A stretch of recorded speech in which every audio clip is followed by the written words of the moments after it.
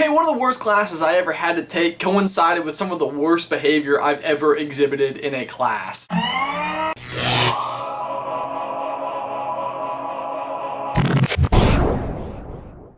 Jay, I got detention one time in high school, and it was on my very last day. If you were late to school 5 times, you got detention. I had to drive Tyler to school every day, and Tyler is not a morning person. On the second to last day of school was our 5th offense, and I had to serve detention on my last day of high school. I tell that story to tell this story. I was a reasonably well-behaved kid in high school, unless the only class you ever had with me was 11th grade advanced chemistry. There was a new teacher that year, and she just had zero control over the class, and for some reason it made me uncharacteristically mischievous. It started pretty small. My lab partner Brett and I started this game where we would place a quarter in the back battery slot of a TI-83 like so, and use the very tiny ridges of a quarter like a saw blade. And we slowly started sawing a groove into the bottom side of our desk.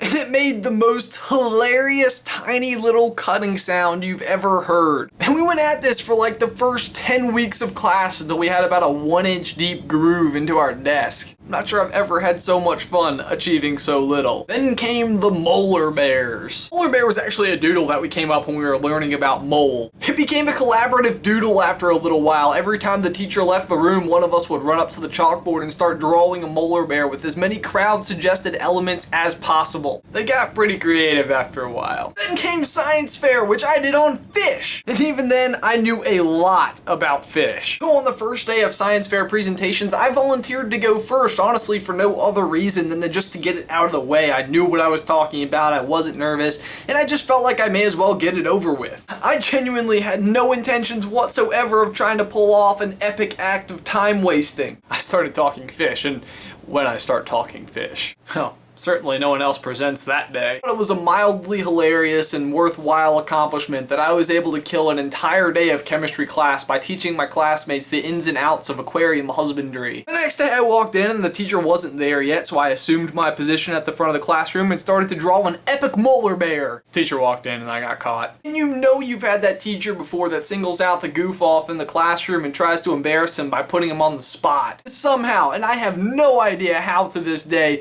she had completely forgotten that just 24 hours before I had dropped some pretty insane fish knowledge on her. How could she not remember? And her way of singling me out as punishment for drawing a molar bear was going first that day. I gladly obliged. By the end of day 2 of presentations, I was the only person who had presented. She had 5 days allotted for presentations with about 20-something students. I know how crazy and unbelievable this story sounds. That's why I'm not even going to tell you how the rest of the week went, because you wouldn't believe me. And so for my question of the day, have you ever gotten in trouble or pulled a really cool prank in class? Leave it in the towel section down below. And Jay, that's all I've got for you today, man.